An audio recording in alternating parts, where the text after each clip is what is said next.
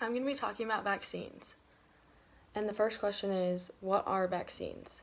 According to the CDC, a vaccine is the process of exposing the body to the disease with a weakened or dead germ of the disease itself. Now, when they use a weakened instead of a dead germ of the disease, the weakened version is something that cannot make you sick. You might get the symptoms, but you are not actually contracting the disease itself.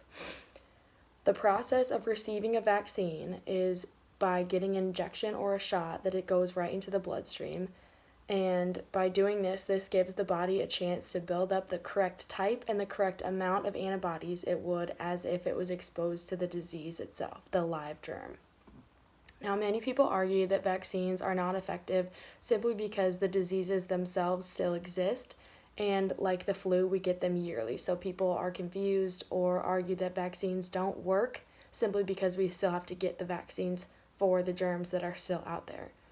Now, this is not true, and it is backed up by medical evidence that supports the fact that there are different strains of the flu that come yearly, which is why we have to get those yearly. Whereas if you get a measles vaccine, that does not change. There are little to no different strains of the measles. Now, a different strain means it's the same disease, virus, but it has different symptoms and it looks different to the antibodies you've already built up. Vaccines are important because they are a different type and a more advanced kind of medicine in the way that they are not a treatment or a cure, but they are a preventative method, which is something that you will get beforehand. So if you get the flu and you go to get the flu vaccine, it will not work.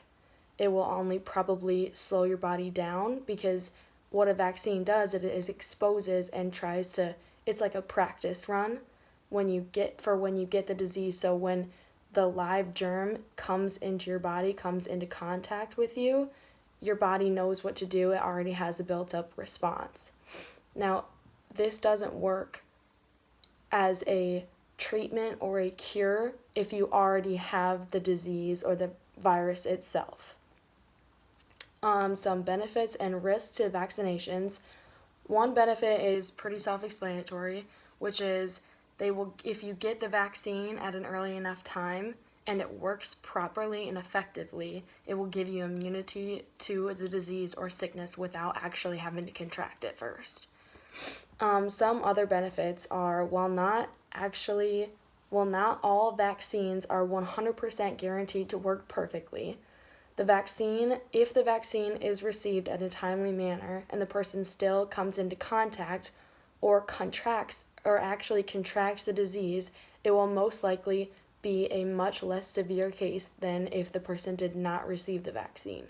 And this only happens because if you receive the vaccine and your body gets that little practice or trial run and you're exposed to the disease or germ itself, your body has already built up those antibodies. Well, if this happens, we're in the fact that you get the vaccine and you end up getting the disease or virus itself, it's not because vaccinations don't work. It's because you probably contracted and were exposed to a different strain of the virus or disease than the one you were exposed to in the vaccination itself. Now, one risk that's pretty obvious is if you receive the vaccine and end up contracting the disease anyways, but the risk is way bigger for you getting the vaccine or for you getting the disease if you don't get the vaccine. Whereas I said before, if you get the vaccine, it will probably be a much less severe case than if you didn't get the vaccine. And then I wanted to give a few examples of what the world would look like as if we did not have vaccines at all, or if a small population of people refuse or do not get vaccines, and those types of people are either anti-vaxxers or people who do not have access to healthcare. And the first example I want to give is just today's society right now and why I have to do this online instead of in person.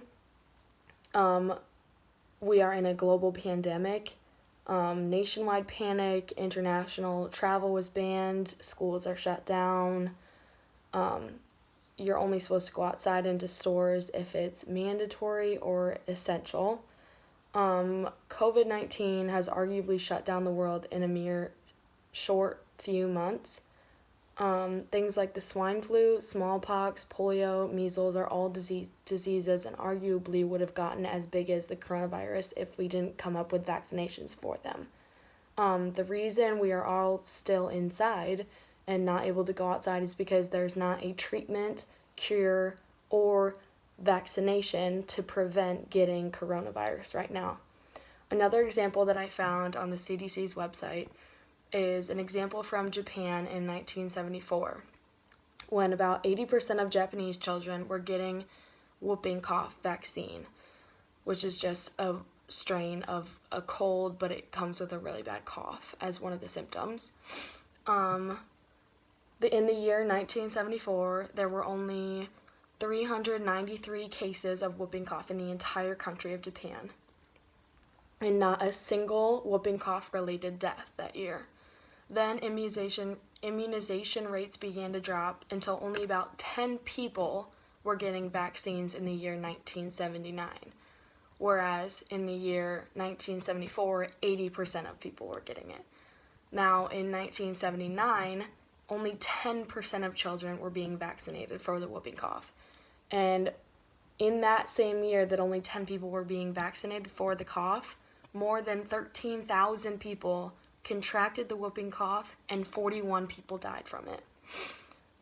When routine vaccination was resumed, the disease numbers dropped again. This is just one of the best examples I could find of why vaccinations are so important, regardless of beliefs, religious or personal. There are medical facts to back up the fact that and even today is a great example of why vaccinations are so important, life-saving, life-changing, and affect more than just the individual.